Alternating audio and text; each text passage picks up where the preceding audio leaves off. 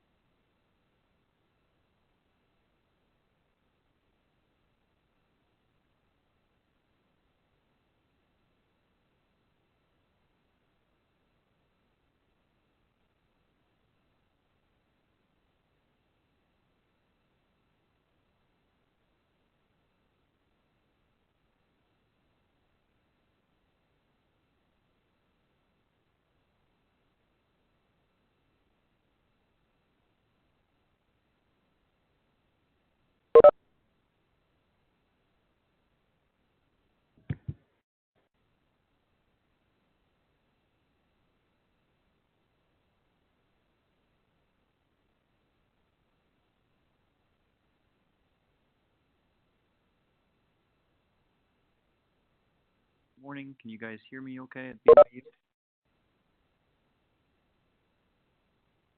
George Tech, can you hear me? Yeah, a little soft, but I can hear you. Okay. Bill, I see.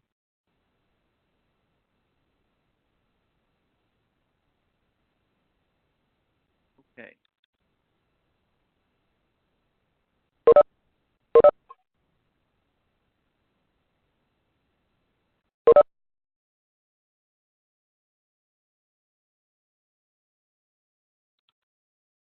Team 2. There.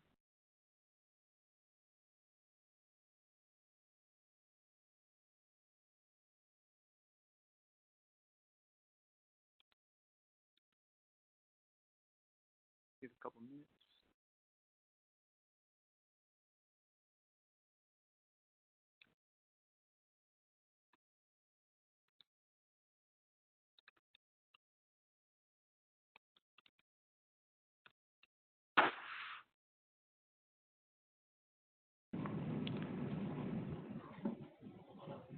Good morning, everybody. I think Dr. Mako is expecting me to get stuff rolling.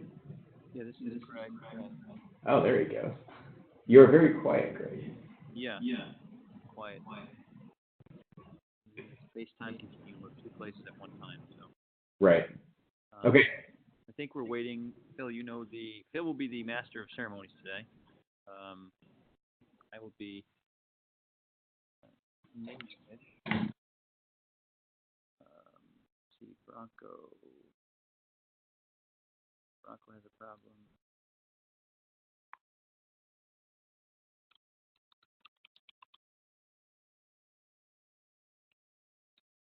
Give a couple minutes. We're 2 after the hour here. But the unemployment rate, you take it after an extra 10, it did hit a new, 49-year low. Labor market tightening. I mean, what's going on here is the economy is shifting down.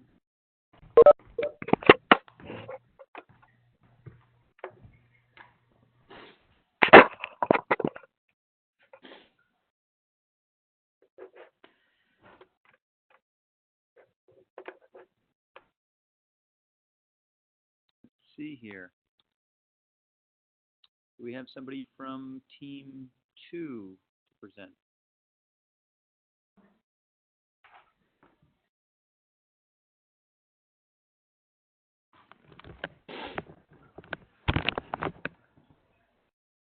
Team 2.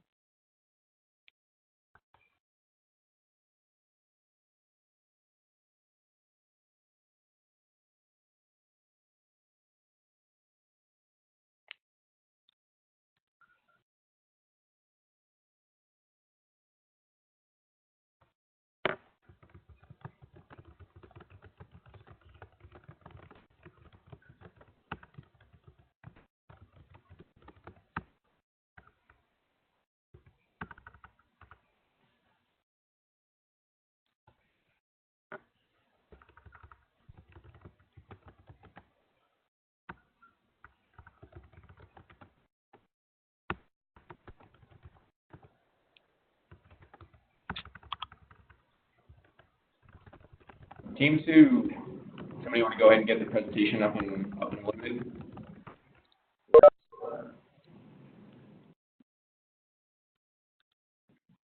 1 second.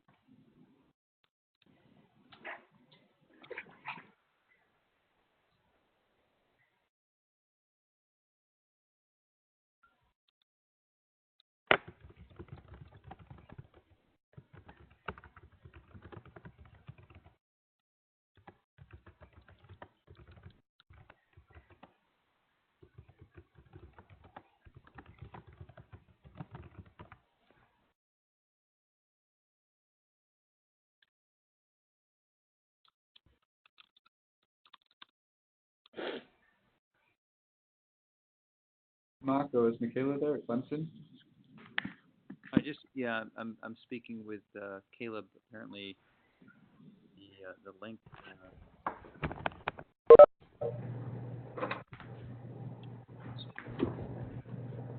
Sorry, say that again. Caleb is trying to launch the WebEx right now. Oh, okay.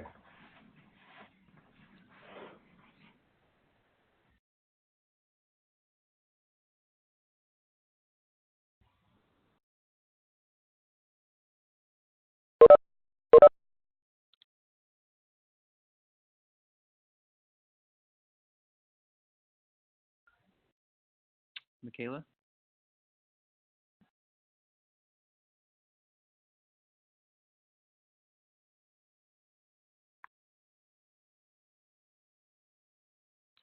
They're transferring in from the other CDR. So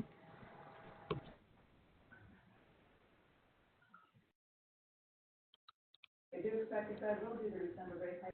Definitely an interest rate here. They're still low, but that interest expense is going up.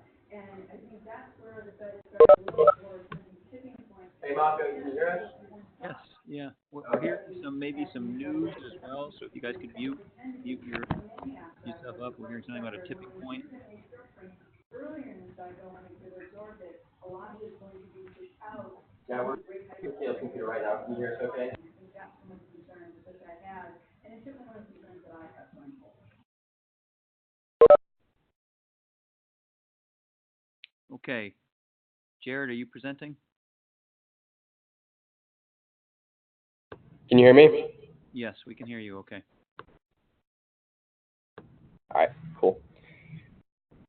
All right, I'm going to feed off of my computer. Just 1 second. Our presentation.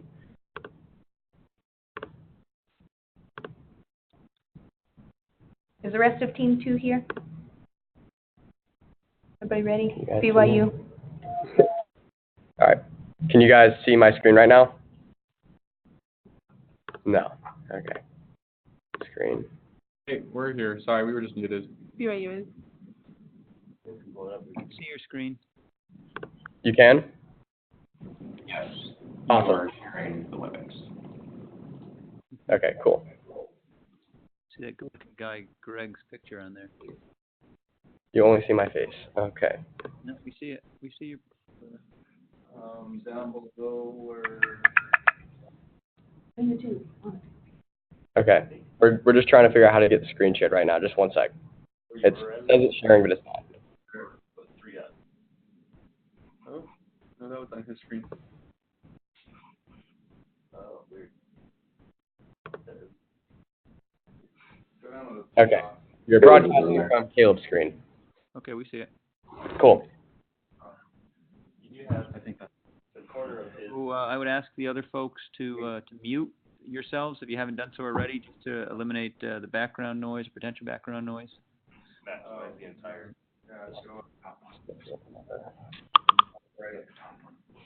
All right. If everybody's ready to go, we're going to go ahead and get started. All right. We are Team 2, and our goal is to deliver medication to remote villages in Haiti.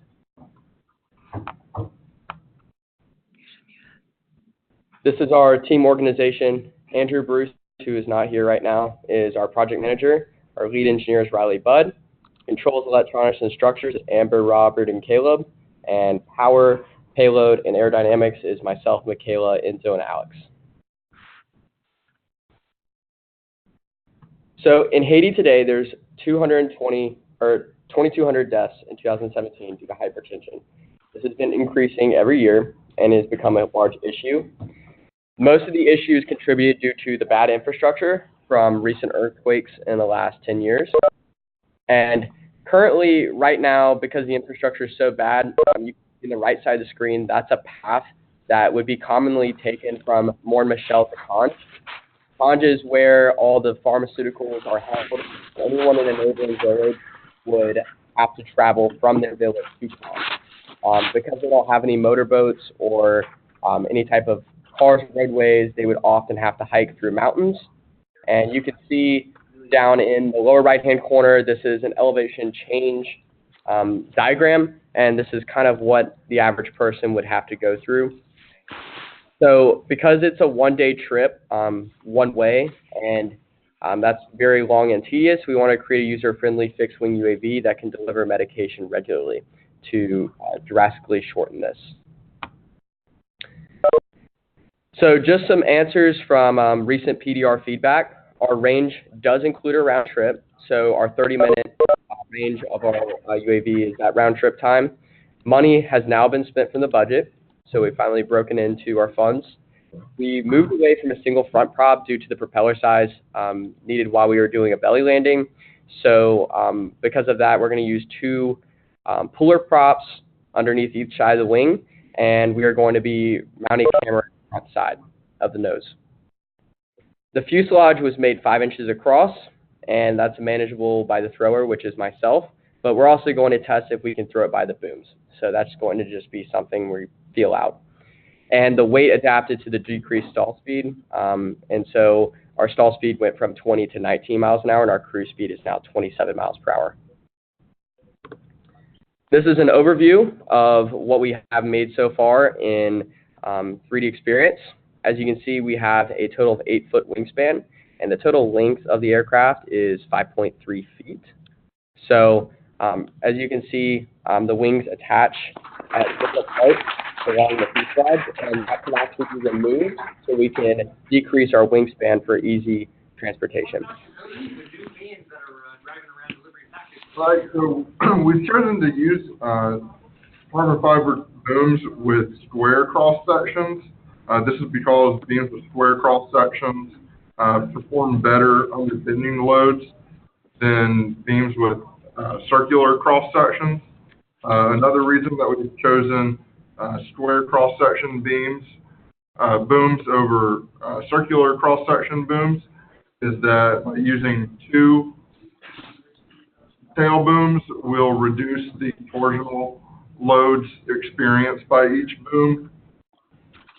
And so in order to size our booms, we ran two theoretical loading scenarios to determine the dimensions of the tail booms that we needed. The first of these loading scenarios considered the deflection from an equivalent load. This was condensed from the standard loads that act on our booms, and it was located at an average distance, of the distances of all where the loads are acting along the boom. The second loading scenario was our worst case scenario, and in this scenario we considered if all of the weight of the aircraft was located at the very end of the boom.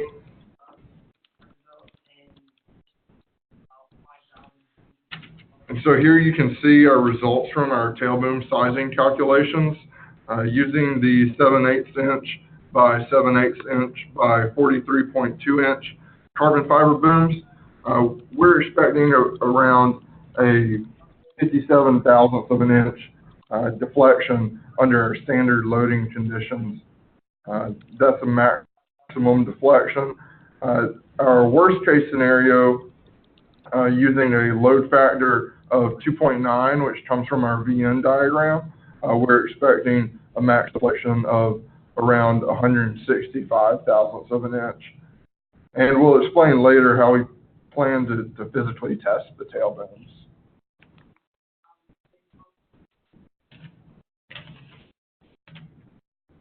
For our structures, for our internal structure, we've chosen a semi-monocoque design.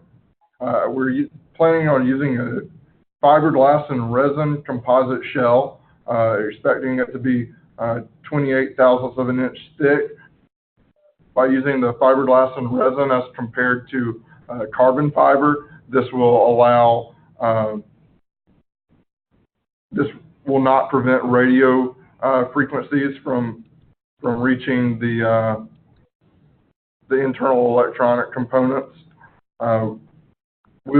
For our internal structural members, we're planning to laser cut them from 5mm Luan plywood, as this is the most readily available thickness at our local hardware stores. And the structural members will be bonded together using tooth joints and adhesives.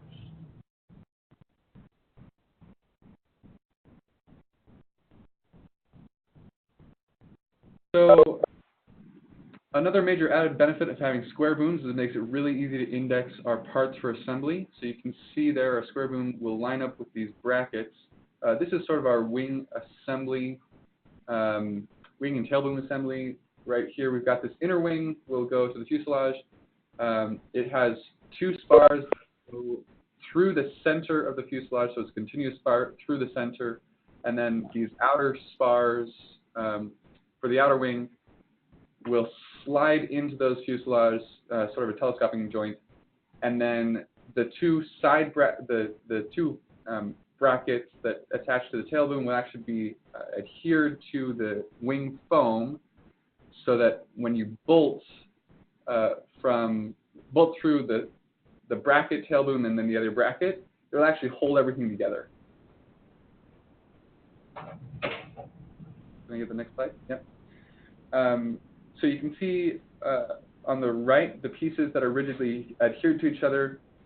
The bracket, that spacer foam, and the inner wing are rigidly adhered. The center spars are just a press fit, and the reason for that is so that we can actually take those center sections of the wing off and the spar completely out of the fuselage so that it collapses down. On the outer portions of the wing, the spars will be rigidly attached to the foam as well as that plate. And then as far as the center connection, the inner structure of the fuselage will actually have holes built into it, so we have those spars going through the plywood. And then it's designed to be attached to the tail boom and the fuselage so that they are in level flight when the wing is at an angle of attack of 2 degrees.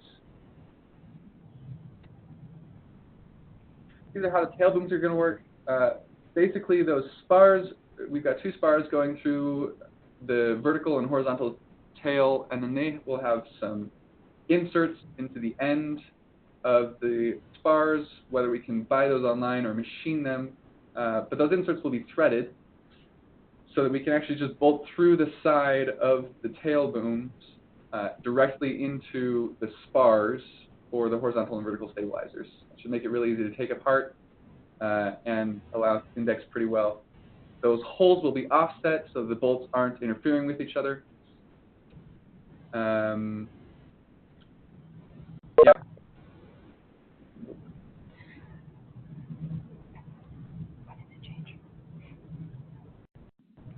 So this is going to be how everything is laid out inside of our fuselage.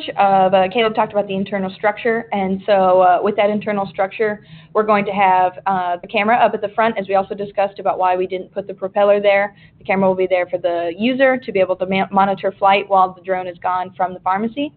We're going to be able to put all the other components of the payload inside on that front floor. Well, there will be Velcro to prevent the parts from moving during flight, but also have flexibility to move center of gravity.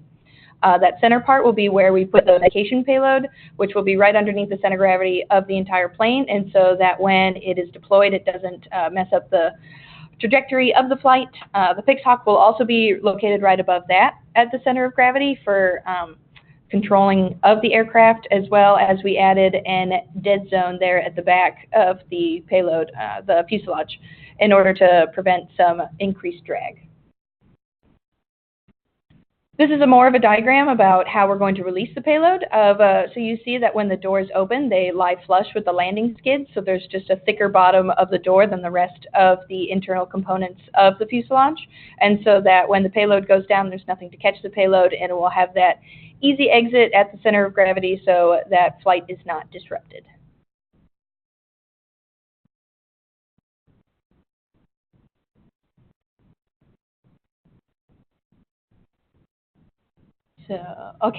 So the way that we're going to release those doors is we saw that the most common thing in industry right now is the serverless payload release, and so that's going to be adapted with a longer pin so that when the user down on the ground has decided that they are over the village, they will be able to activate it, and it will release the payload and drop those doors without having more interference for the payload on its way down.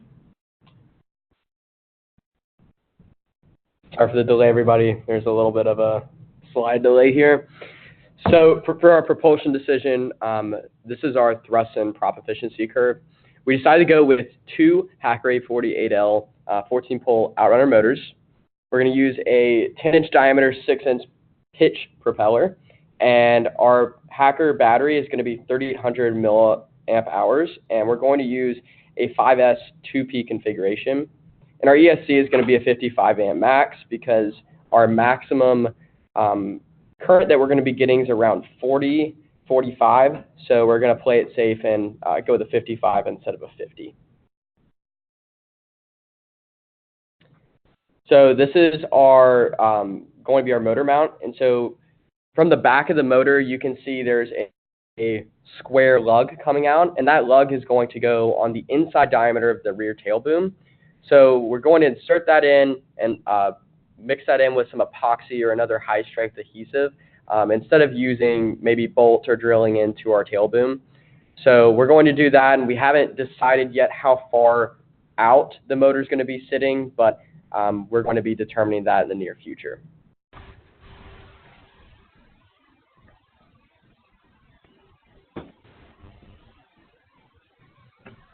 Okay, so our control surfaces sizing has been finalized. Those are all pictured to the right there in their locations. So first up, the rudder will have a 30% of the vertical stabilizer chord length with a maximum deflection of 25 degrees. And we were able to calculate that with a deflection of just over 16 degrees, that our rudders will be able to deflect and compensate in the case of loss of power to one of our motors and keep the aircraft flying straight. Our elevators were sized at 30% of the horizontal stabilizer chord with a maximum deflection of 25 degrees. And the flaperons, which we now have instead of flaps and ailerons, are sized to 20% of the wing chord with a length of 40% of the half span. And as you can see on the right, those are located just outside of where the tail booms connect into our wings, out to the wing tips, such that they don't interfere with the booms at all. And those will have a maximum deflection of 40 degrees. And the reason for that being so high is such that they can deflect down to provide more lift for our short hand launch takeoff, and as well then that they can deflect up highly to provide a lot of drag upon landing to shorten our landings. And so with our control surfaces sized, we were then able to go ahead and calculate the forces on our control surface so we could select our servos.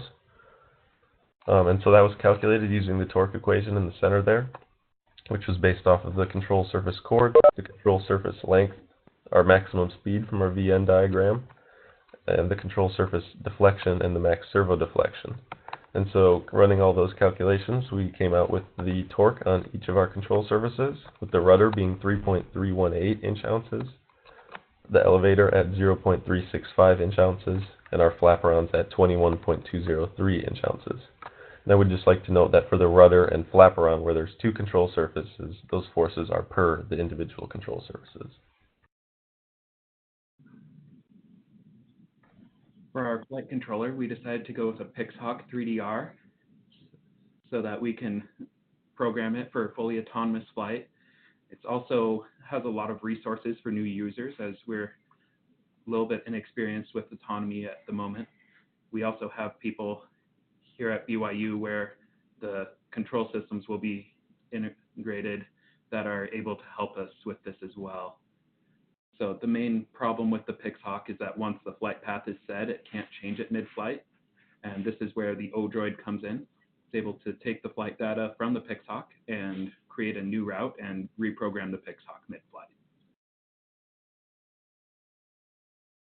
For our servos, using the control surface force calculations on that Enzo talked about on the previous slide, we're able to find servos that were able to meet the maximum torque requirements with a safety factor of about 2, and they're metal geared so that they should be able to last for a long time, and the farmers will be able to get several flights out of this plane. After we figured out all the electrical components, we made up this wiring diagram to make sure we knew where all the connections were so that we can start planning for wiring as well.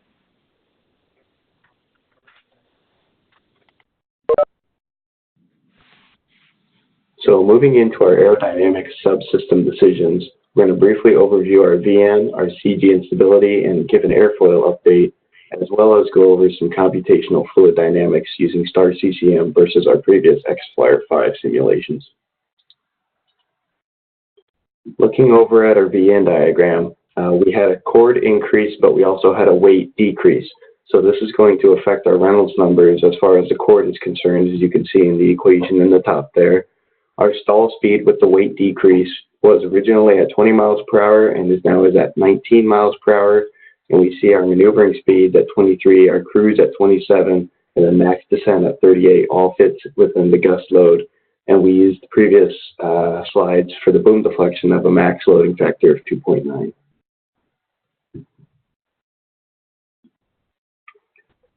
Moving forward here to our Master Systems Engineering list, we needed to recalculate our center of gravity with everything being shifted around inside the fuselage. This is the sum of the masses of individual components times their lever arm length divided by total mass. We see in the red block there that we used to have a ballast forward mass, being able to shift the CG wherever we needed it to go, but our CG is where we desire it currently without this, so we were able to eliminate this weight. Knowing this CG distance, we can then calculate static margin using the neutral point minus the center of gravity. Our current CG is located at 27.3 inches.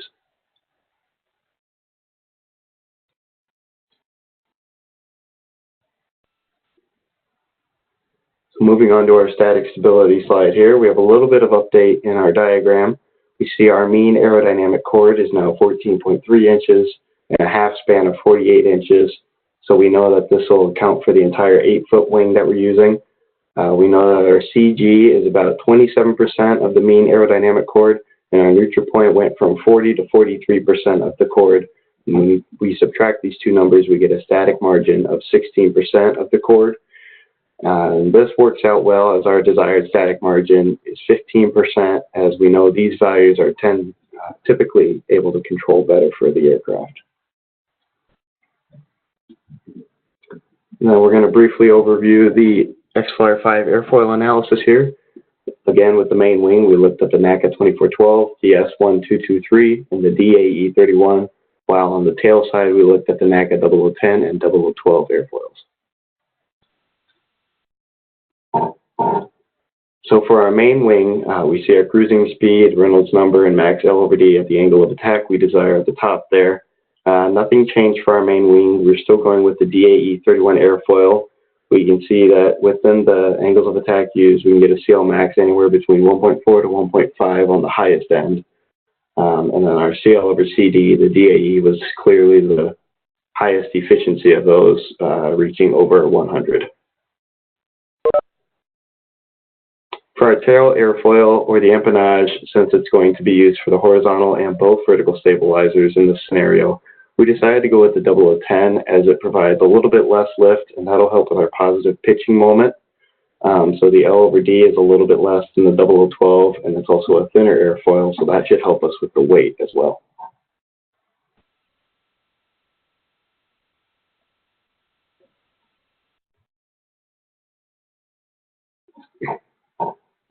And then to conclude our airfoil analysis, we look at stability again. We knew last time that the DAE 31 is neutrally stable within the angles of attack desired, and the 0010 still provides that strong static stability within the angles of attack used with the negative slope.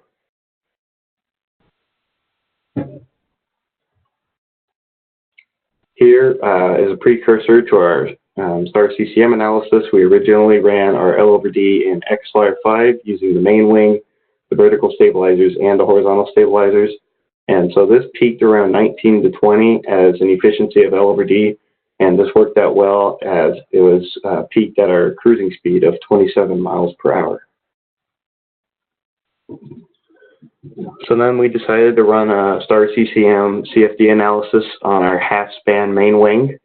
So we have a base size of 0.1, prism layer thickness 40%, and then some of the wing characteristics we wanted to use was a minimum size of 5 thousandths and a target size of 10 thousandths. We ran the simulation at a Mach of 0.036, so this will be at the 27 miles per hour as seen earlier. And the forces we are monitoring are lift, drag, and then also L over D.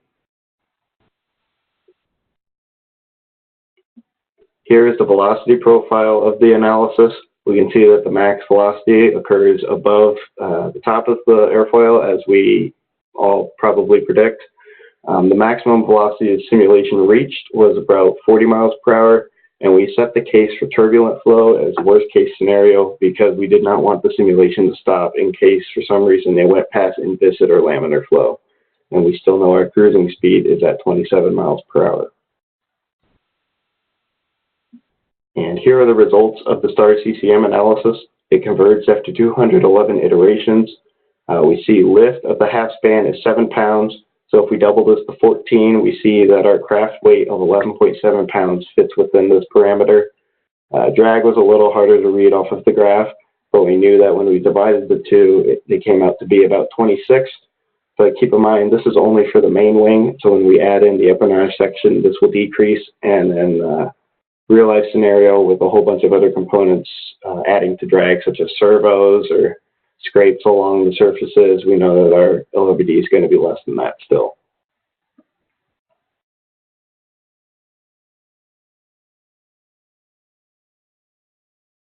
So this is our schedule. We are behind on basically everything. Good news is we were actually pretty aggressive with the first semester. We were able to complete our glider, so that is done. And a lot of these, they're not complete, are well underway. Can I get the next slide? The good news is we planned a lot of time for the next semester for both buffering time and just extra time for manufacturing. So we're hoping to finish those things that we haven't quite finished yet as soon as possible. I know that a couple of people are planning to work over Christmas, not necessarily everybody, but when we get back, we should be ready to start moving into production. This is sort of our plan. We're using EPP foam for all of the airfoils for the wings and tails. The reason we chose that is because it's highly flexible and impact resistant, so it should be able to withstand some abuse. We're using carbon fiber for most of the structural components just because of its rigidity, so we can get the benefit of that EPP without flexing too much in flight. The fuselage, as we've talked about, is made out of that Luan plywood just because that's used regularly. and the fiberglass shell, again, for radio transparency.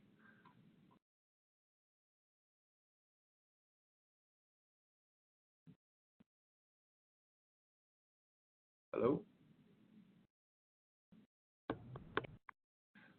This is sort of our production workflow as we're planning it right now. So we're going to have Everett make female molds for our fuselage, both right and left, ship those to Clemson, and they'll do the fuselage cell so that they can build it into the assembly. Iowa State's going to take care of our carbon fiber work. Enzo there has some experience working with carbon fiber, so the booms and the brackets, milling them out, and then also drilling holes, and then they're going to ship those to BYU. We have a hot wire, and all three of the BYU students are trained on how to use that, so we'll make our airfoils and then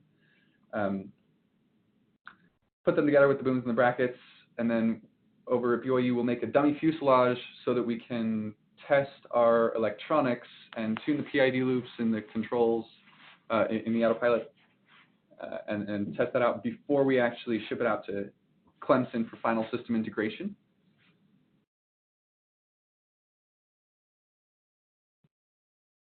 And again, this is sort of the reasoning behind why each school is doing each part. With the timeline, the latest on that is February, March, Clemson for finishing up the payload and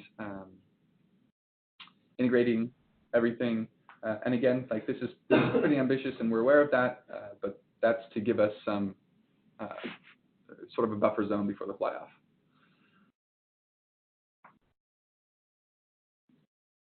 So tooling jigs that we expect, we know we're going to need, obviously, the molds for the fuselage shell. That's underway right now. What you see up there is not actually the finished mold because our fuselage shape has changed a bit, but we're working on that. We're going to need tooling for hole placement for the booms, or not tooling, jigs, just so that when we drill those holes, we can drill them, A, in the right places, but B, so that when we attach all of our surfaces, they're actually attached at the angles that we want them to be attached at, because we're planning on having those attached at an angle. If anything's off twist-wise, then it could cause some problems.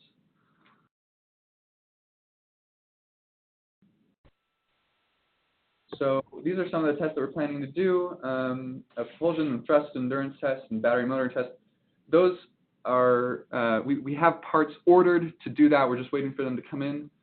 And the same is true of the bending test as far as we're actually, we've done calculations, but we actually want to do a physical test to make sure that lines up, because we know that elastic modulus isn't always the same between what you hear online and what actually is the case. We've done some controls tracking with GPS to see if we can live stream GPS data back to a computer. We built a glider just to test our stability and aerodynamics. And then obviously we'll be doing some structural testing, as well as we've done a number of payload drop testing. Can I get the next slide? So this is payload drop testing. We're not planning to use a parachute, just so that we have a little bit more accuracy with the drop type. That means that our payload has to be able to withstand impact without destroying contents. So this is Michaela dropping our prototype payload from the top of a 3- or 4-story building. And she's done a number of those tests to make sure it work. And then on the right is our GPS tracking.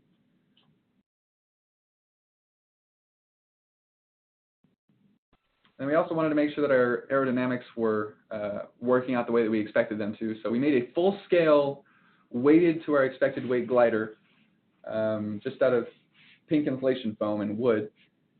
And we went and threw it off a hill to see if it would work. And also it fits in the back of the truck, which was one of our design requirements. So it should be able to be transported fully assembled, but it can disassemble pretty quickly for easy transportation. So this is sort of the results of our glide test. We've got a video. It looks like it's stalled. It worked pretty well for the first 50 feet or so down that hill, and then it looks like it stalled. We're not sure if it was a directional stability problem or if we had a wingtip stall. So we're going to be playing around a little bit with control surfaces, and it was also unpowered, although it was controlled. So another thing is we're going to rebuild this glider and throw a motor on it and power it to see if we can get it to take off. Another thing that's really interesting is the wingtip hit the ground first and broke off. We have a continuous spar through that center and then a rear spar that's only going through the middle two foam sections. And it was really interesting to see that the wing broke off. That continuous spar is carbon fiber through the middle two sections and then just wooden dowels inserted into that carbon fiber on the outer sections. And that wing broke off right where the wood meets the carbon fiber. So that was actually kind of nice to see that the carbon fiber withstood the crash, and it broke where the wood was connected.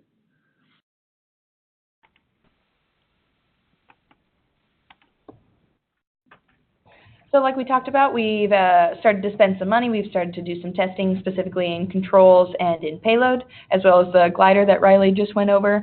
But the money that we originally allocated to each IPT, we're still on track with that.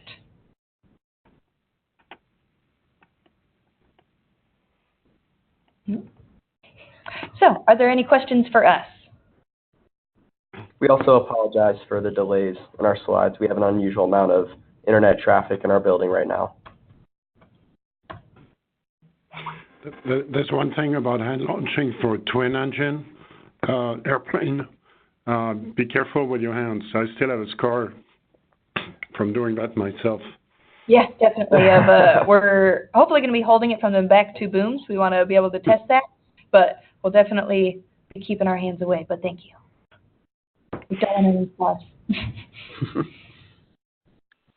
Hi, this is Todd Harless from Boeing, and I just have a simple question about the electronics, if that's okay. Mm-hmm. Of course. Have we done a preliminary electrical load analysis or perhaps some modeling of the loads to understand if the power system that we are going to try to put in is going to be adequate? Yes, so we've had a limited amount of access to MotoCalc, and we used MotoCalc to estimate a lot of the math that we were using to determine the required thrust, what kind of drag we were going to experiencing based off of the design of the wings and other drag-causing surfaces. And so based off of that, we also did some hand calculations to estimate what kind of power we needed and the amount of current that we were going to be pulling for the amount of time. And that's what we used to determine what kind of motors we were going to be using, the amount of wattage we needed, and the size of the battery packs. Excellent. Okay. And I'm sorry, I'm just now joining for the first time with my eyes on this, so thank you for that. And it's just one of the things I was curious. So it does sound like we do have at least an initial demand on the power system, specifically the power source of the battery, and how it actually will get potentially used up, and to give us some rough time calculations on how much we could operate the vehicle. Is that correct? That is correct. Okay, thank you. A question from Bronco Luckett from Boeing. Can you hear me? Yes, we can hear you. So I did write a few notes for myself, and then I saw that you actually did some testing. My initial comments was that you have a wing broken into 4 sections. That's, if I would think about it, I would say you either have a 2-piece wing joined at the middle, or maybe 3-piece, with the center section of the wing being mounted on the top of the fuselage. I don't think you really needed to break the wing where the tail booms are attached. You could just put a reinforcement inside the wing and bolt the tail boom from the bottom.